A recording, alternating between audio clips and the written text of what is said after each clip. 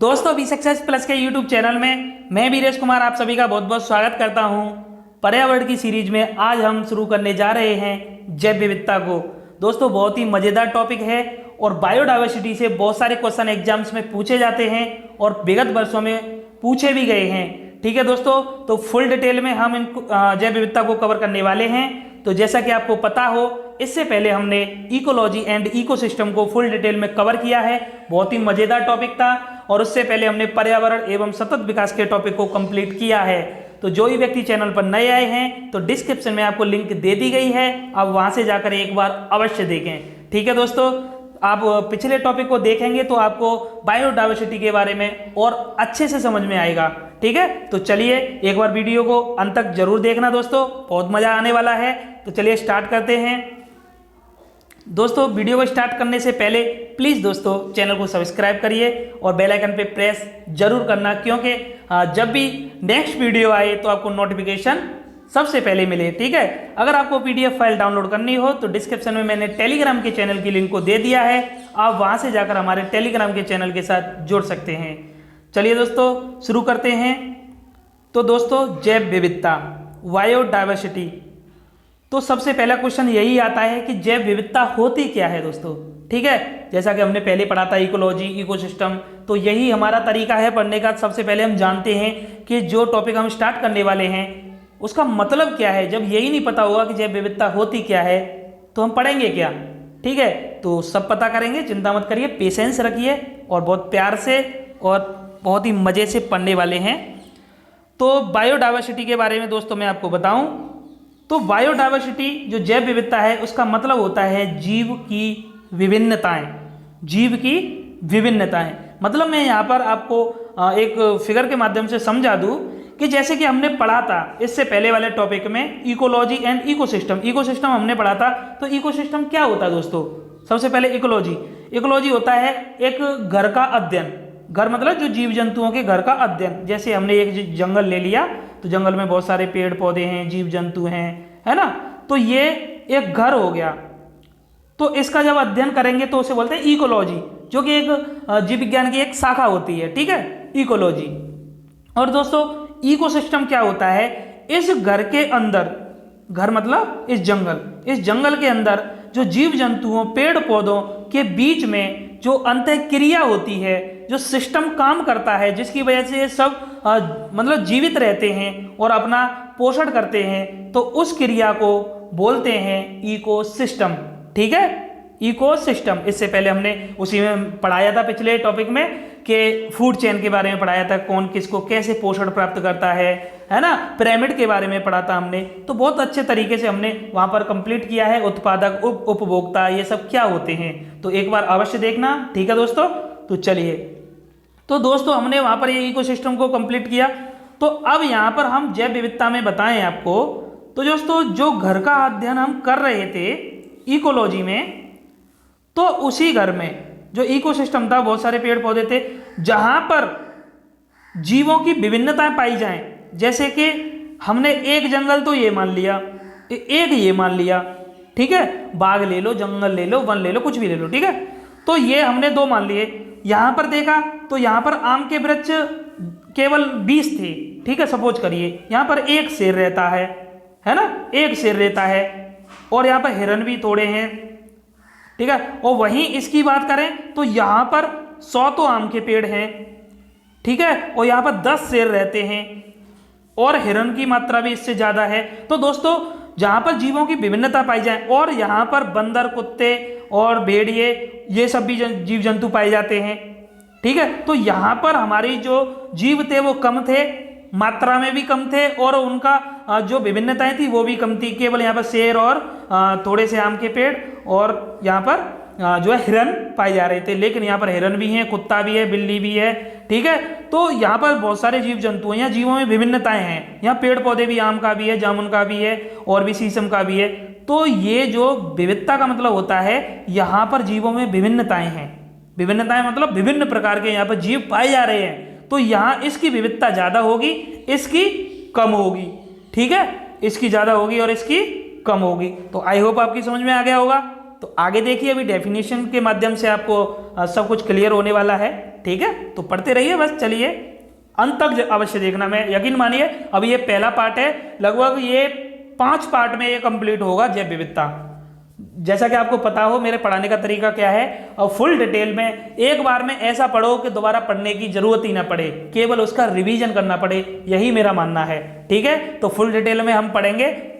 इससे पहले भी हमने फुल डिटेल में ही चार लेक्चर में हमने कंप्लीट किया है इकोसिस्टम और इकोलॉजी को। ठीक है दोस्तों, तो चलिए अब देखते हैं। तो जैव विविधता जो शब्द दिया था वह 1985 में, बहुत बाद में दिया है, WG रोजेन ने दिया था। किसने दिया था? WG रोजेन ने दिया था जैव विविधता शब्द 1985 में।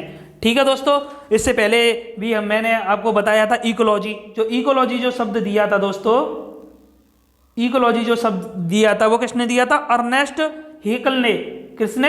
हैकल ने, इतना याद करिए बस, अर्नेस्ट हैकल। अर्नेस्ट हैकल ने दिया था। ठीक है, 1869 में दिया था ये।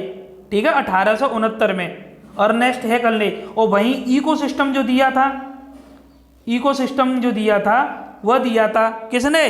पता है? ढंग से पढ़ा होगा अगर जो भी व्यक्ति जो पहले से रेगुलर हैं, जो पढ़ते आ रहे हैं, तो उनको सब कुछ पता होगा। बहुत अच्छे तरीके से मैंने वहां पर कंप्लीट कराया है। ठीक है, तो ये जो दिया था वो दिया था एजी टांसले ने। किसने? एजी टांसले ने। ठीक है, ये दिया था 1935 में इकोसिस्टम, और ये जो दिया है 1985 में दिया है जैव विविधता, WG रोजेन ने। ठीक है दोस्तों, तो चलिए आगे देखते हैं। अरे वही बात है दोस्तों, सबसे पहले हमने घर देखा, जो भी जंगल था हमने देखा, अरे ये जंगल, इसका अध्ययन किया जाए।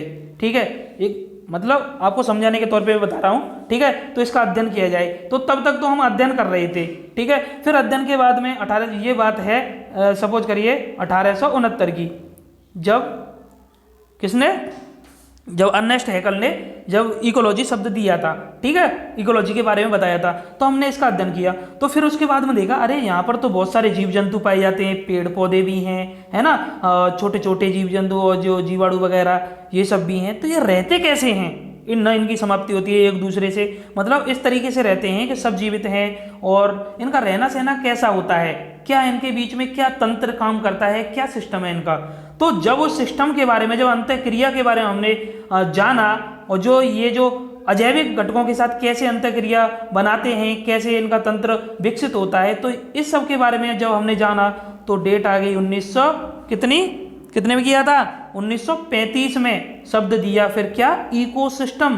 तो इकोसिस्टम, जब हमने यहाँ पर इकोसिस्टम शब्द आया हमारा, ठीक है, जब इसके बारे में जाना, फिर उसके बाद में देखा, अरे इस जंगल में तो ये सब कम है, ये वाला एक और जंगल है, यहाँ पर ज़्यादा पेड़ हैं, ज़्यादा ही जीव जंतु हैं, ज़्यादा छोटे छोटे, मतलब शेर, बंदर, कुत्ता और बहुत सारे जीव ज़्यादा पाए जा रहे हैं, इसकी अपेक्षा यहाँ बहुत हैं, तो इसकी अपेक्षा ये वाला ज़्यादा बेहतर काम कर रहा है। तो फिर इसको नाम दिया गया बायोडाइवर्सिटी, कि यहाँ पर विविधता कम है, यहाँ पर विविधता ज़्यादा है। ठीक है, तो है तो वही इकोसिस्टम, सब एक दूसरे से रिलेटेड हैं दोस्तों, थोड़ा कोलरेट करके पढ़ा करें आप। ठीक है तो इकोसिस्टम ही, यहाँ पर भी इकोसिस्टम काम कर रहा है, यहाँ भी इकोसिस्टम काम कर रहा है, बशर्ते यहाँ क्या है, यहाँ कम जीव जंतु हैं, यहाँ कुछ ज़्यादा हैं।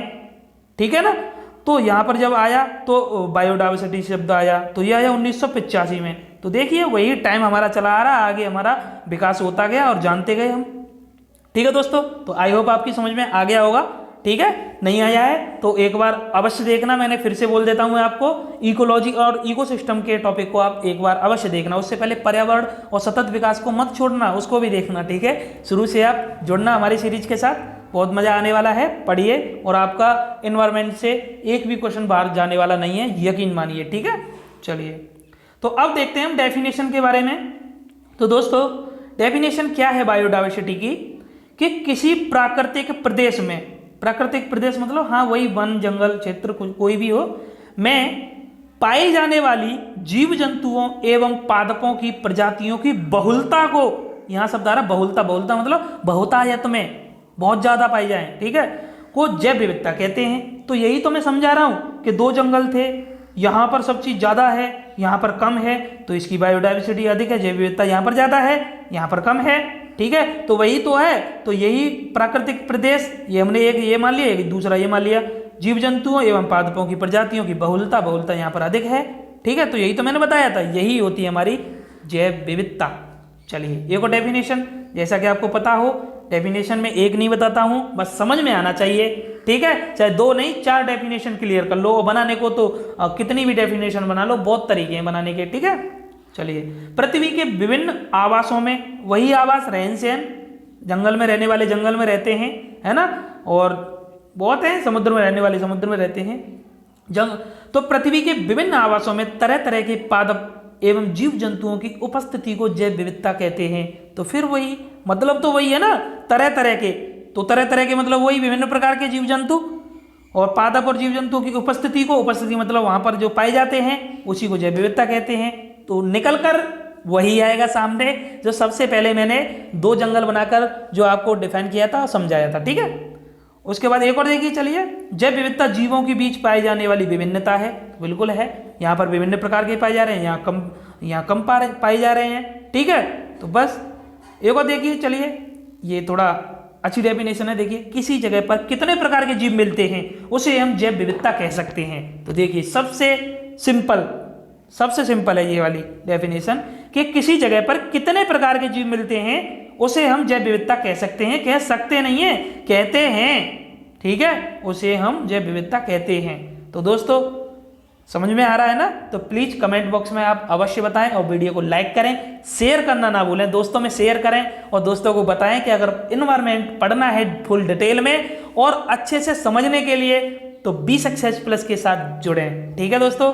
आपका भी मतलब इतना फर्ज तो बनता है कि मैं आपके लिए इतना अच्छा कंटेंट लेकर आ रहा हूँ, इतनी मेहनत कर रहा हूँ आपके लिए, और PDF भी आपको प्रोवाइड कर रहा हूँ, सब कुछ आपको फ्री में मुफ्त में मिल रहा है घर बैठे। तो आप इतना तो कर सकते हैं कि चैनल को सब्सक्राइब करें, हैं, और वीडियो को शेयर अवश्य करें, ठीक है। चलिए दोस्तों, तो एक प्यारा सा हमने चित्र भी बनाया है, देखिए, तो बायोडाइवर्सिटी का तो वही है कि ये हमने एक भूखंड ले लिया, तो यहाँ पर हमने दिखाया, देखिए ये तो बादल हैं खैर, ठीक है, यहाँ पक्षी हैं, ये पक्षी उड़ रहे हैं, यहाँ पर ये देखो विभिन्न प्रकार के पेड़ हैं, पेड़ पौधे लिए हैं, घास, छोटे छोटे पादप लिए हैं, ठीक है, छोटे छोटे जीव जंतु हैं पाए जा रहे हैं ना, देखो शेर बेहतरीन है ना और देखिए यहाँ पर ये सब पाए जा रहे हैं ना, तो विभिन्नताएं हैं, यहाँ पर विभिन्नताएं, बहुत कुछ पाया जा रहा है, ठीक है। तो यही बायोडाइवर्सिटी होती है। अब यहीं पर मैं कह रही था कि यहाँ पर कुछ नहीं है, यहाँ पर शेर पाया जा रहा है, शेर ही है यहाँ पर, और कुछ नहीं है, केवल शेर है। तो बताइए क्या इसको बायोडाइवर्सिटी बोल सकते हैं हम? नहीं बोल सकते, क्योंकि बायोडाइवर्सिटी में जीवों की विभिन्नताएं होती हैं, ठीक है दोस्तों। चलिए, जैव विविधता के स्तर, तो अब देखते हैं कितने स्तर होते हैं जैव विविधता के, स्ट्रैटिफिकेशन ऑफ बायोडाइवर्सिटी, ठीक है। तो ये मैंने स्तर लेवल बनाई है दोस्तों, ये लेवल हैं, ठीक है, क्योंकि स्तर को इस तरीके से डिनोट करेंगे, ये प्रकार नहीं होते हैं, ये लेवल होती हैं, ठीक है। तो दोस्तों सबसे पहला लेवल आता है आनुवांशिक विविधता, जेनेटिक बायोडाइवर्सिटी, ठीक है, आनुवांशिक विविधता। दूसरी आती है प्रजाति विविधता, तीसरी आती है पारिस्थितिकी विविधता। तो एक एक करके तीनों को बड़े अच्छे तरीके से हम समझने वाले हैं, और समझ में आएगा दोस्तों, यकीन मानिए, बस एक अंत तक आप देखते रहिए, बहुत कुछ आपको समझ में आने वाला है। और आप पहली वीडियो को देखेंगे तो आगे के जितने भी लेक्चर आएंगे इससे रिलेटेड, तो सभी आपको अच्छे से समझ में आने वाले हैं, ठीक है दोस्तों। तो चलिए, बेस को कभी मत छोड़ना, चाहे कोई भी सब्जेक्ट हो, मैं आपसे बोल देता हूं, बेस कभी भी छोड़ना मत। बेस जितना आपका मजबूत होगा तो आप उतने ही अच्छे तरीके से उस सब्जेक्ट को समझ सकते हैं, ठीक है। चलिए, तो सबसे पहले देखेंगे हम आनुवांशिक विविधता। तो चलिए आनुवांशिक जैव विविधता को समझते हैं, क्या होती है आनुवांशिक जैव विविधता, जेनेटिक बायोडाइवर्सिटी।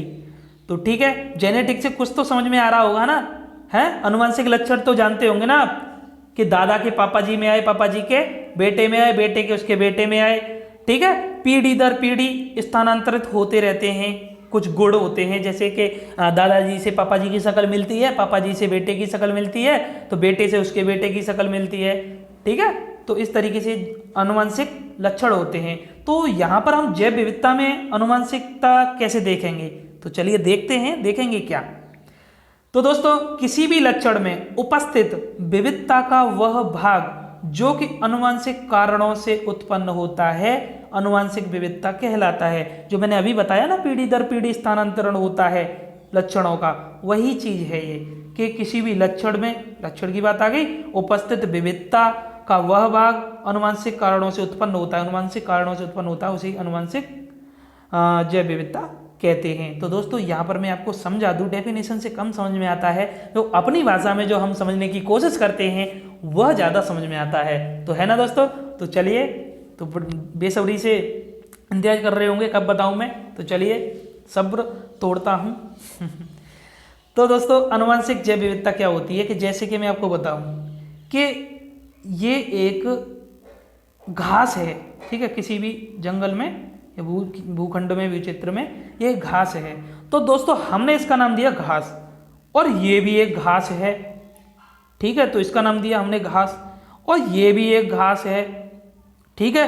तो दोस्तों अब एक बात बताइए, आप भी जानते हो इस चीज को कि आप कहीं भी जा रहे हो तो विभिन्न प्रकार की आपको घास रंग में, रूप में और लंबाई में, है ना, हर तरीके से विभिन्नता आपको देखने को मिलती होगी, मिलती है ना, घास में मिलती है। अब एक बात बताइए, है तो ये घास ही ना, ये घास है ना, ये छोटी छोटी है, यहाँ ये बड़ी बड़ी है, यहाँ ये और ही छोटी है, ठीक है, कहीं पर फैली हुई मिलती है, कहीं पर बहुत ही लंबी जाती है। तो दोस्तों एक बात है तो घास है, और इनमें जो आनुवंशिक लक्षण हैं, तो इनकी जो विभिन्नताएं होती हैं, इसमें घासों में जो विभिन्नता होती हैं, जो विविधता होती है, विविधता क्या होती है, विभिन्नताएं, विविधता क्या होती है, विभिन्नताएं। तो घासों में जो विभिन्नताएं हैं, कोई लंबी है, कोई छोटी है, और किसी का जो कलर है डार्क ग्रीन है, किसी का लाइट ग्रीन है, ठीक है, कोई जमीन पे ऐसे फैल जाती है। तो ये जो विविधता पाई जा रही है इसी को हम आनुवंशिक विविधता कहते हैं। तो दोस्तों मैं एक और तरीके से आपको ये बताऊं कि जैसे आप मान लीजिए कि जैसे कि बैंगन है, बैंगन लेते हैं हम, बैंगन एक पेड़ है बैंगन का। तो बैंगन आपने देखा होगा एक ऐसे बैंगनी कलर, एक तो बैंगनी कलर ही बोलते हैं इसको, बैंगनी कलर का भी आता है, एक वाइट भी आता है ना, और वाइट भी आता है, वाइट के अलावा एक ग्रीन टाइप का भी आता है। तो कई तरीके के पाए जाते हैं। तो दोस्तों है तो बैंगन, है तो बैंगन, बताइए। तो इनमें जो आनुवंशिक लक्षण हैं कि इसका कलर ऐसा हो गया, इसका कलर ऐसा हो गया, लेकिन है बैंगन, ठीक है। तो इनमें जो आनुवंशिक लक्षण जो पाए जाते हैं, उनमें जो विभिन्नताएं हो जाती हैं, वही आनुवंशिक विभिन्नताएं आनुवंशिक विविधता कहलाती है, ठीक है दोस्तों, है ना, समझ गए ना। तो चलिए, और वैसे भी चलिए मैं उस तरीके से बताता हूं आपको कि जैसे कि मैंने पीढ़ी दर पीढ़ी में आपको बता रहा था कि बाबा जी के लक्षण पापा जी में आए, पापा जी के बेटे में आए, बेटे के उसके बेटे में आए। तो एक बात बताइए, कभी कभी ऐसा नहीं होता है कि बाबा जी के लक्षण सभी थोड़े आ जाएंगे, कुछ तो आते हैं कुछ नहीं आते हैं। कि बाबा जी थोड़े लंबे थे, उनका बेटा उनसे लंबा हो गया, और उनका भी बेटा जो हुआ वो उससे लंबा हो गया, और गोरा भी हुआ। तो बताइए, तो लक्षण हैं, शकल पे लक्षण हैं कि शकल एक जैसी है सबकी, तो लेकिन विभिन्नताएं हैं। विभिन्नता क्या है, लंबाई में विभिन्नता आ गई, कलर में विभिन्नता आ गई, तो इसी को आनुवंशिक विविधता कहते हैं दोस्तों, ठीक है। तो अब तो आपकी समझ में आ गया होगा ना। तो चलिए देखते हैं। यह मुख्य रूप से गुणसूत्रों के ऊपर आधारित होती है, ठीक है, गुणसूत्रों के ऊपर ही आधारित होती है आनुवंशिकता, ठीक है। आनुवंशिक जैव विविधता सबसे ज्यादा तितली व घास में मिलती है। चलिए यहां से हमारा एक बेहतरीन क्वेश्चन कंप्लीट होता है कि जो आनुवंशिक जैव विविधता होती है वो सबसे ज्यादा तितली व घास में मिलती है। अब देखिए यहाँ से तितली से आपको बहुत कुछ समझ में आने वाला है दोस्तों। तितली आपने देखी होगी, तितली में आपने विभिन्न कलर देखे होंगे और विभिन्न टाइप की देखी होंगी, और सबकी डिजाइन, साइज, शेप बहुत ही मतलब अट्रैक्टिव तो होती हैं और विभिन्न प्रकार की होती हैं। तो उनकी जो विविधता होती है ना, उसी को बोल सकते हैं हम आनुवंशिक विविधता। तो दोस्तों अब आपकी समझ में यकीनन आ गया होगा, ठीक है। चलिए, आनुवंशिक विविधता जो कि एक ही मतलब आनुवंशिकता का मतलब क्या है, एक ही जाति प्रजाति में जो विविधता होती है वही आनुवंशिक जैव विविधता होती है, ठीक है। यह जैव विविधता के संरक्षण में महत्वपूर्ण योगदान प्रस्तुत कर रही है। इसका मतलब क्या हुआ, जो बायोडाइवर्सिटी है तो उसके संरक्षण में महत्वपूर्ण योगदान प्रस्तुत कर रही है। कैसे, तो मैं बता दूं आपको इस तरीके से कि जैसे घास है, मान लीजिए घास जो है बहुत बहुतायत में है, बहुत विभिन्नता है इसके अंदर, इसकी विविधता भी बहुत है।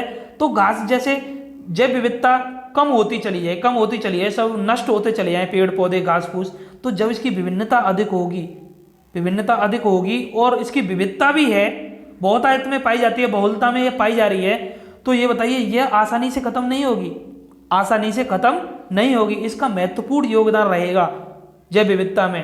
ठीक है, जब ये सारी ही खत्म हो जाएगी तो फिर तो पूरा इकोसिस्टम ही खत्म हो जाएगा, जैव विविधता पूरी नष्ट हो जाएगी। ठीक है, तो ये जो तितलियां हैं, तितलियां भी बहुतायत में पाई जाती हैं। ठीक है, तो तितलियों की प्रजाति भी जैसे समाप्त होने लग जाए तो बहुलता में पाई जा रही हैं, बहुत विभिन्नताएं तितलियों में। ठीक है, तो आसानी से ये खत्म नहीं होती हैं। तो चलिए, इनकी विलुप्त होने की संभावना सबसे कम है। देखिए आ गया, यही तो मैं बता रहा हूं चिल्ला चिल्ला के। ठीक है, इनकी विलुप्त होने की संभावना सबसे कम होती है, यकीनन कम होती है। जब यही समाप्त हो गई तो पूरा इकोसिस्टम खत्म हो जाएगा। ठीक है, चलिए अब देखते हैं प्रजाति विविधता, स्पेसीज बायोडाइवर्सिटी। तो दोस्तों प्रजाति से आपकी समझ में आ रहा होगा। अब यहाँ एक प्रजाति की बात की जा रही है कि तितली अलग रख दी हमने, और हमने जो भेड़िया अलग रख दिया, शेर अलग रख दिया, बंदर अलग रख दिया, हिरन अलग रख दिया, खरगोश अलग रख दिया, और पेड़ भी आम का पेड़ अलग कर दिया, शीशम का पेड़ अलग कर दिया। तो यहाँ प्रजाति की विविधता देखेंगे अब हम, कौन सी प्रजाति की कैसी विविधता है। ठीक है, तो यहाँ पर किसी विशेष स्थान पर 2 या 2 से अधिक प्रजातियों का पाया जाना प्रजाति विविधता कहलाता है। तो ठीक है ना, तो किसी विशेष स्थान पर 2 या 2 से अधिक प्रजातियों का पाया जाना, तो यही बात है कि यहाँ जैसे हमने अभी शुरू में समझा था बायोडाइवर्सिटी क्या होती है। तो देखिए 2 जंगल हैं, तो यहाँ पर केवल मान लीजिए हिरन पाया जा रहा है और यहाँ पर शीशम का पेड़ है। तो शीशम के पेड़ की और हिरन की यहाँ पर बहुलता है, विविधता है 2 चीज़ों की। ठीक है, और यहाँ पर बहुत सारे पेड़ पौधे भी हैं, जीव जंतु भी बहुत सारे हैं, यहाँ पर प्रजातियां अधिक हैं, तो इन्हें प्रजाति अधिकता कहते हैं, प्रजाति विविधता कहते हैं। यहाँ पर विविधता अधिक है प्रजातियों में, यहाँ कम है। ठीक है, ये समझ में आ गया ना। चलिए, भूमध्य रेखीय प्रदेशों में प्रजाति विविधता अन्य भौगोलिक प्रदेशों की अपेक्षा अधिक है। चलिए, भूमध्य रेखा से रिलेटेड यहाँ पर बात आ गई है, तो मैं आपको यहाँ बता दूँ कि जैसे हमारे ये ग्लोब है, ये हमारी भूमध्य रेखा है 0 डिग्री।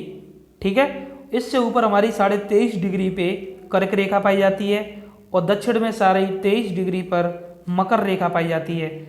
और इन 2 रेखाओं के बीच में ये जो क्षेत्र होता है उसे बोलते हैं हम उष्णकटिबंधीय क्षेत्र। ठीक है, उष्णकटिबंधीय क्षेत्र। तो भूमध्य रेखीय प्रदेश किसे बोला जाता है, जो कर्क रेखा मकर रेखा के बीच में पड़ते हैं। तो यहाँ पर प्रजाति विविधता अन्य भौगोलिक प्रदेशों की अपेक्षा अधिक पाई जाती है। जो ये वाले जो क्षेत्र हैं इनकी अपेक्षा यहाँ पर अधिकता पाई जाती है प्रजाति जैव विविधता की। कैसे पाई जाती है और क्यों पाई जाती है, कारण भी तो होगा। अब हमने कह दिया कि पाई जाती है, इतना ही मैं आपको छोड़ दूँ तो आपको बड़ा कन्फ्यूजन होगा, आप कहेंगे बताया नहीं। तो बताया तो जाएगा, क्यों नहीं बताया जाएगा, फुल डिटेल में पढ़ने का मतलब क्या हुआ। तो देखिए दोस्तों, ये जो क्षेत्र है ना भूमध्य रेखा वाला, यहाँ पर सूर्य की किरणें भूमध्य रेखा पर तो लंबवत पड़ती हैं, और यहाँ पर टेम्परेचर अन्य इन प्रदेशों की अपेक्षा अधिक रहता है, बहुत अधिक रहता है इन 2 रेखाओं के बीच में, उष्णकटिबंधीय क्षेत्र में। ये कहिए सीधे उष्णकटिबंधीय क्षेत्र में या भूमध्य रेखीय प्रदेशों में। ठीक है, टेम्परेचर बहुत अधिक रहता है, जहाँ टेम्परेचर अधिक रहता है वहां पर वर्षा भी अधिक होती है। ठीक है, तो टेम्परेचर अधिक रहेगा, वर्षा भी अधिक होएगी, तो फिर वहां पर क्या होगा, वहां जंगल भी अधिक रहेंगे, सदाबहार वन पाए जाते हैं ऐसी जगह पर। ठीक है, पिछला जो प्रैक्टिस सेट कराया था, मोस्ट इंपोर्टेंट क्वेश्चन मैंने वहां पर कराए थे।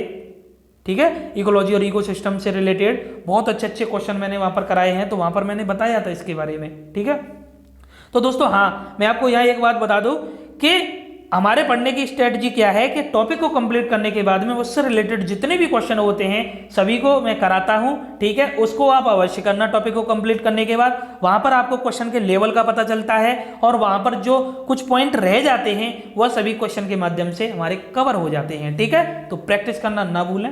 चलिए, तो यहाँ पर क्या होता है दोस्तों, यहाँ सदाबहार वन पाए जाते हैं, तो जहाँ वन पाए जाएंगे, वनों की अधिकता होगी, तो वहां पर प्रजाति भी अधिक होंगी। बताइए, इकोसिस्टम मजबूत होगा, तो इकोसिस्टम मजबूत होगा तो वहां पर प्रजातियों की विविधता होगी या नहीं होगी, होगी, बिल्कुल होगी। ठीक है, तो यही कारण होता है। ठीक है दोस्तों, तो एक और नेक्स्ट पॉइंट देखते हैं। चलिए, बर्फाच्छादित जहाँ बर्फ पड़ती है तथा मरु प्रदेश, ठीक है, जो मरुस्थल होते हैं, वहां पर जैव विविधता की दृष्टि से अत्यंत निर्बल होते हैं। वो निर्बल इसलिए होते हैं क्योंकि वर्षा की कमी रहती है, ठीक है। तो वर्षा की कमी रहेगी, टेम्परेचर कम रहता है, तो वहाँ पर क्या है, पेड़ पौधे भी नहीं होते हैं ज़्यादा, और ज़्यादा मतलब वन भी नहीं होते हैं, विविधता नहीं होती है, ठीक है। जहाँ पर पेड़ पौधों की अधिकता होती है वहाँ विविधता अधिक होगी, क्योंकि ये हमारे प्राथमिक उत्पादक होते हैं। ये सब हम इकोसिस्टम में पढ़ चुके हैं पिछले टॉपिक में, ठीक है दोस्तों। चलिए देखो, एक फॉर्मूला भी होता है, बता देता हूँ बेसिक नॉलेज के लिए, याद रखना। प्रजाति जैव विविधता निकालने का एक फॉर्मूला भी होता है कि पारिस्थितिक तंत्र में जो इकोसिस्टम है उसमें एक प्रजाति की जीवों की संख्या हम निकालें, एक प्रजाति की जीवों की संख्या, और उसमें डिवाइड कर दें उस इकोसिस्टम में समस्त जीवों की संख्या से, ठीक है। तो हमारी प्रजाति जैव विविधता निकल आती है, जिस प्रजाति की हम विविधता निकालना चाह रहे हैं, ठीक है। तो इसको भी देख लेना। चलिए, वैसे ये सब नहीं पूछा जाता है, पर डिटेल में पढ़ना है तो सब समझिए, छोड़ना कुछ नहीं है, ठीक है दोस्तों। चलिए दोस्तों, बहुत सारे यूट्यूबर्स, बहुत सारे चैनल पर ऐसा मैंने देखा है कि एक वीडियो में ही बायोडाइवर्सिटी खत्म, इकोसिस्टम इकोलॉजी खत्म, पर्यावरण खत्म, पूरे इन्वायरमेंट में ज़्यादा से ज़्यादा 10 वीडियो ही बना के पूरा इन्वायरमेंट खत्म। तो दोस्तों, जब एक बात बताइए, एक ही वीडियो में बायोडाइवर्सिटी खत्म हो सकती है? हो सकती है, पर क्या आप समझ में आएगा?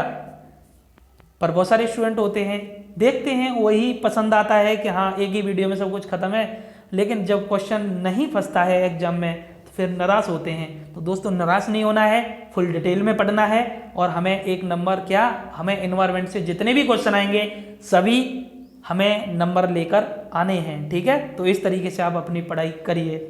तो चलिए दोस्तों, आगे देखते हैं। तीसरा है हमारा, तो हमने सबसे पहले अनुवांशिक जैव विविधता देख ली, ठीक है, और हमने दूसरी हमने कौन सी देखी है, कौन सी देखी थी, प्रजाति जैव विविधता देखी। तीसरी पारिस्थितिकी जैव विविधता देखते हैं अब। तो पारिस्थितिकी जैव विविधता क्या होती है? Ecosystem biodiversity. तो ये कैसे, इकोसिस्टम बायोडाइवर्सिटी क्या होती है? तो देखिए, किसी विशेष पारिस्थितिक तंत्र में, यानी हमने एक पारिस्थितिक तंत्र लिया, कोई विशेष में पाई जाने वाली जीवों की विभिन्नता को पारिस्थितिकी विविधता कहते हैं। अरे कहने का मतलब वही है, विविधता, विविधता, जैव विविधता। क्या मतलब है कहने का कि एक ये हमारा इकोसिस्टम है, एक हमारा ये इकोसिस्टम है, एक हमारा ये इकोसिस्टम है, ठीक है। ये तीन हमने इकोसिस्टम ले लिए, ठीक है। तो इन तीनों इकोसिस्टम में हमने देखा कि जीवों की जो विभिन्नता है, यहाँ पर जीवों की विभिन्नता कम है, ठीक है, यहाँ कम है, और यहाँ जीवों की विभिन्नता इससे भी कम है, और यहाँ जीवों की विभिन्नता इससे भी कम है, ठीक है। तो दोस्तों, यहाँ पर हमने देखा, तो यहाँ पर जो विभिन्नता तीनों इकोसिस्टम में हमने देखी, तो हम यहाँ कह सकते हैं कि इसमें थोड़ी अधिक है, इसमें इससे कम है, इससे कम है। तो पारिस्थितिकी जो विविधता देखते हैं वो हम इकोसिस्टम के अकॉर्डिंग देखते हैं, ठीक है दोस्तों, समझ में आया ना। और भारत में बहुत तरीके का इकोसिस्टम पाया जाता है, बताऊंगा मैं अभी। चलिए, इससे पहले तो हम पढ़ चुके हैं ना इकोसिस्टम को। पारिस्थितिकी विविधता को एक बड़े भूभाग में ज्ञात किया जाता है। हाँ, बिल्कुल किया जाएगा। क्यों? क्योंकि देखिए, हम भारत की बात करें तो भारत में बहुत सारे इकोसिस्टम पाए जाते हैं। देखो, मैदानी अलग पाया जाता है, मैदानी जैव विविधता, मैदानी हमारा पारिस्थितिक तंत्र अलग होता है, पर्वतीय पारिस्थितिक तंत्र अलग होता है, मरुस्थलीय अलग होता है, जलीय का इकोसिस्टम अलग होता है, प्राद्वीपीय का अलग होता है ना। तो सभी इकोसिस्टम हमारे विभिन्न प्रकार के होते हैं। तो सभी इकोसिस्टम में क्या जीवों की जो विभिन्नता है एक जैसी होगी? बताइए आप, क्या एक जैसी होंगी? नहीं होंगी। मैदानों पर अलग होंगी, पर्वतीयों में अलग होंगी, मरुस्थलों में अलग होंगी, जलीय में अलग होंगी, प्रायद्वीपीय में अलग होंगी। सब जगह जो विभिन्नता होंगी जीवों की वो अलग होंगी। तो इसी को बोलते हैं इकोसिस्टम जैव विविधता, ठीक है, पारिस्थितिकी विविधता है। और वहीं चाइना की बात करें, चाइना में मान लीजिए दो तरह के इकोसिस्टम है कि मैदानी और जलीय। तो यहाँ मैदानी में अलग तरीके के जीव जंतुओं की विभिन्नता होंगी और जलीय में अलग तरीके की जीव विविधता होंगी या नहीं होंगी। म्यांमार की बात करें, म्यांमार में पाया जाता है पर्वतीय, मरुस्थलीय, जलीय पाया जा रहा है। तो यहाँ तीन तरह की विविध जो है इकोसिस्टम पाए जा रहे हैं। तो यहाँ पर भी अलग तरीके की विविधता होंगी। तो वही चीज़ है, ठीक है। तो पारिस्थितिकी विविधता भी आपकी समझ में आ गया होगा दोस्तों, आया ना है। तो बताइए, तो आज पहले लेक्चर में हमने ये देखा, तो लेवल देखे हमने, ठीक है, और बायोडाइवर्सिटी के बारे में जाना, क्या होती है, शब्द किसने दिया। तो आपको यह लेक्चर या वीडियो को कैसा लगा, तो प्लीज़ दोस्तों वीडियो को लाइक जरूर करना, भागिए मत प्लीज़, 2 बात कह रहा हूँ सुन लीजिए, ठीक है। हाँ, सबसे पहले थैंक्स फॉर वॉचिंग, ठीक है, वीडियो को देखने के लिए। और हाँ प्लीज़ दोस्तों चैनल को सब्सक्राइब प्लीज़ कर लीजिए। आप सब्सक्राइब करेंगे तो उससे हमें मोटिवेशन मिलता है, और आप हमें प्रमोट करेंगे तो हम और भी अच्छे अच्छे कंटेंट आपके लिए लेकर आते रहेंगे, इसी तरीके से डिटेल में आपको पढ़ाते रहेंगे, ठीक है दोस्तों। चैनल पर विजिट करें, डिस्क्रिप्शन में जाकर देखें, सभी की प्ले लिस्ट दे दी गई हैं। Science track, math tracks, math को बेसिक से कराया जा रहा है हमारे चैनल पर, ठीक है दोस्तों, देखिए। और बायोलॉजी के 30 क्वेश्चन की एक सीरीज को मैंने शुरू किया है, बहुत ही लाजवाब सीरीज है दोस्तों, एक बार अवश्य देखना वहाँ पर बहुत ही अच्छे अच्छे क्वेश्चन वहाँ पर कवर कराए गए हैं, ठीक है। तो वीडियो को शेयर करना मत भूलना और बेल आइकन पे प्रेस करना, ठीक है दोस्तों। धन्यवाद, जय हिंद, जय भारत।